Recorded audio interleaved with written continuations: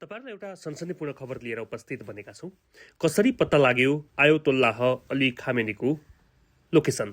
कसले पत्ता लगायो उनको लोकेसन र कहिलेदेखि कसरी पछ्याइएको थियो? इरानका सर्वोच्च नेता आयतोल्लाह अली खामेनीको हत्या र त्यससँगै इरानी सैन्य नेतृत्वको समूल विनाशले 11औं शताब्दीको भू राजनीतिमा एउटा यस्तो पराकम्पन ल्याएको छ जसको पराकम्पनले आगामी दशकौंसम्म विश्व व्यवस्थालाई हल्लाइरहने निश्चित छ। यो केवल एउटा राजनैतिक हत्या मात्र होइन, बरु मध्यपूर्वको शक्ति सन्तुलनलाई जबरजस्ती उथलपुथल पार्ने एउटा सुविचारित रणनीतिक भूकम्प पनि हो।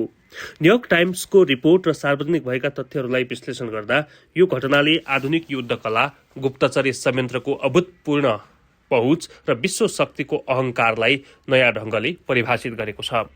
अमेरिकी गुप्तचर एजेन्सी सीआईएले महिनौदेखि खामेनीको सूक्ष्म निगरानी गर्नु र उनको हरेक आनी बानीको प्रोफाइलिङ गर्नुले के स्पष्ट पार्छ भने अमेरिका र इजरायलले इरानलाई कमजोर बनाउने मात्र होइन, बरु त्यसको अस्तित्वको आधार स्तम्भ नै ढाल्ने योजना बुनिसकेका थिए। आधुनिक प्रविधि र मानव गुप्तचरीको यस्तो घातक मिश्रण बिरलै देख्न पाइन्छ। एउटा राष्ट्रको सर्वोच्च नेता जो कडा सुरक्षा घेराभित्र रहन्थे, उनलाई आफ्नै राजधानीको मुटुमा एउटा बैठकमा बसिरहेकै बेला निशाना बनाइनुले इरानको आन्तरिक सुरक्षा र गुप्तचरी संयन्त्र कतिसम्म प्वाल परेको रहेछ भन्ने कुरालाई उदाङ्गो पारिदिएको छ। यो केवल सैन्य असफलता मात्र होइन, बरु इरानको इस्लामिक रिभोल्युसनरी गार्ड कर्प्स आईआरजीसी भित्रको गहिरो घुसपैठको प्रमाण पनि हो।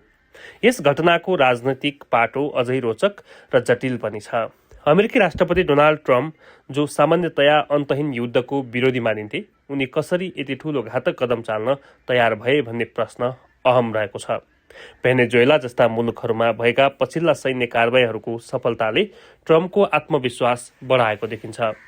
यसमा इजरायली प्रधानमन्त्री बेन्जामिन नेतन्याहुको भूमिकालाई बिर्सन सकिँदैन। नेतन्याहुले दशकौंदेखि इरानलाई अस्तित्वकै खतरा मान्दै आएका थिए। ट्रम्पलाई उस्काउन उनले आफ्नो सम्पूर्ण कूटनीतिक र रणनीतिक सामर्थ्य समेत प्रयोग गरेका छन्।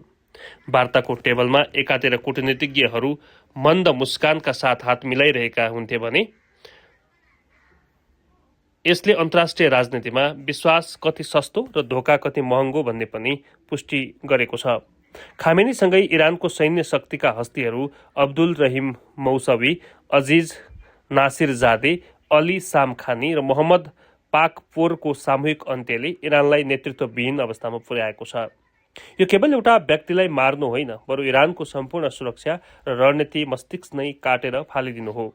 सेना प्रमुख, रक्षा मन्त्री र सुरक्षा सल्लाहकारहरू एकै चिहान हुनुको अर्थ हुन्छ अब इरानको प्रतिरक्षा प्रणालीमा तत्काल कसैले आदेश दिने वा निर्णय लिने सामर्थ्य राख्दैन।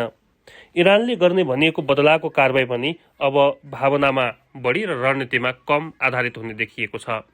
आफ्ना सबैभन्दा अनुभवी कमान्डरहरू गुमाएपछि इरानको सैन्य प्रतिकार कति प्रभावकारी होला त्यो संशयको घेरामा रहेको छ। इरानी सत्ता संरचनाको यो पराजयले के देखाएको छ भने अत्याधुनिक प्रविधि र सेटेलाइट निगरानीको युगमा कुनै पनि भूमिगत बङ्कर वा सुरक्षा घेरा 100% सुरक्षित छैन। इरानले आफ्ना नेताको सुरक्षाका लागि अर्बौं डलर खर्च गरे पनि सीआईए र इजरायली प्रविधिका अगाडि ती सबै प्रयासहरू बालुवाको घर जस्तै ढले। यसले मध्यपूर्वका अन्य निरङ्कुश शासकहरूमा पनि त्रासको लहर पैदा गरेको हुनुपर्छ। यदि तेहरानको केन्द्रमै खामेनी सुरक्षित छैनन् भने अरू को सुरक्षित होला र? तर यो सिक्काको अर्को पाटो पनि छ। खामेनीको हत्याले इरानलाई घुँडा टेकाउन सफल भए पनि यसले क्षेत्रीय युद्धको आगोलाई भने झनै सल्काइदिएको छ।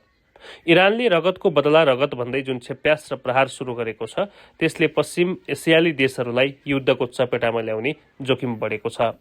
लेबनानको हिजबुल्लाह, यमनका हुथी विद्रोही र इराकका सिया मिलिसियाहरूले अब कुनै रूप लिनेछन्, त्यसले विश्व शान्तिको भविष्य तयार गर्नेछ। ट्रम्पले इरानमाथि अझ भयङ्कर आक्रमण गर्ने जुन धम्की दिएका छन्, त्यसले परिस्थितिलाई वार्ताको टेबलमा होइन, बरु आणविक युद्धको संहारमा पुर्याउन सक्छ। इरानले यदि आफ्नो अस्तित्व नै मेटिने डर देख्यो भने उसले आफ्ना स्लिपर सेलहरूलाई विश्वभर सक्रिय गराउन सक्छ, जसले गर्दा विश्व आतंकवादको नयाँ भयानक रूप पनि देखिन सक्छ। खामेनी पछिको इरान कस्तो होला? यो अहिलेको सबैभन्दा ठूलो प्रश्न हो। इरानभित्र अहिले दुईवटा धार देखिन सक्छन्।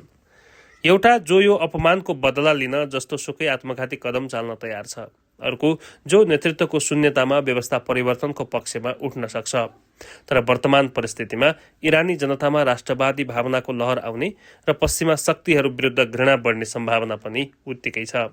हत्याले कुनै पनि विचारधारालाई समाप्त गर्न सक्दैन, बरु यसले खामेनीलाई एउटा शहीदका रूपमा स्थापित गरेर इरानी समाजलाई झन कट्टर बनाउन सक्छ। यो घटनाले संयुक्त राष्ट्रसङ्घ र अन्तर्राष्ट्रिय कानुनको सान्दर्भिकतामाथि पनि ठूलो प्रश्न चिन्ह खडा गरेको छ। एउटा सार्वभौम मुलुकको सर्वोच्च नेतालाई अर्को मुलुकले यसरी खुल्ला हत्या गर्नुले जसको शक्ति उसको भक्ति भन्ने जंगलको कानुनलाई विश्व राजनीतिमा पुनर्स्थापित पनि गरेको छ। रसिया र चीनले यस घटनालाई कुन रूपमा लिन्छन् त्यो पनि निकै महत्त्वपूर्ण हुनेछ। यदि उनीहरूले इरानको पक्षमा प्रत्यक्ष वा अप्रत्यक्ष सहयोग गरे भने यो युद्ध तेस्रो विश्वयुद्धको प्रस्थान बिन्दु बन्न सक्छ। खामेनीको हत्या अमेरिका र इजरायलका लागि एउटा ठूलो सामरिक सफलता देखिए पनि यसको दीर्घकालीन परिणाम भने निकै डरलाग्दो हुन सक्छ। इतिहास साक्षी छ, राजनैतिक हत्याले कहिल्यै शान्ति ल्याएको छैन। यसले केवल घृणा र प्रतिशोधका नयाँ श्रृङ्खलाहरू सुरु गर्छ। तेहरानको त्यो बैठक जहाँ इराकको भविष्य कोरिने अपेक्षा थियो, आज त्यही ठाउँ इरानी साम्राज्यको एउटा दुःखद अध्यायको साक्षी बनेको छ।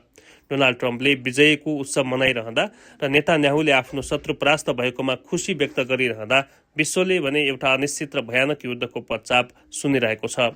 खामेनीको अन्त्य एउटा व्यक्तिको अन्त्य मात्र होइन, यो एउटा युगको समाप्ति र अर्को रक्तपातपूर्ण इतिहासको सुरुवात पनि हो। अबको केही हप्ता वा महिनामा पश्चिम एसियाबाट उठ्ने धुवाँको मुस्लोले नै तय गर्नेछ कि यो आक्रमणले विश्वलाई सुरक्षित बनाएको छ वा विनाशको बाटोमा धकेलेको छ। इरानको बदलाको ज्वाला र अमेरिकाको अहंकारको टकरावले मानवतालाई कुन मोडमा पुर्याउने हो त्यो भने भविष्यकै गर्भमा छ।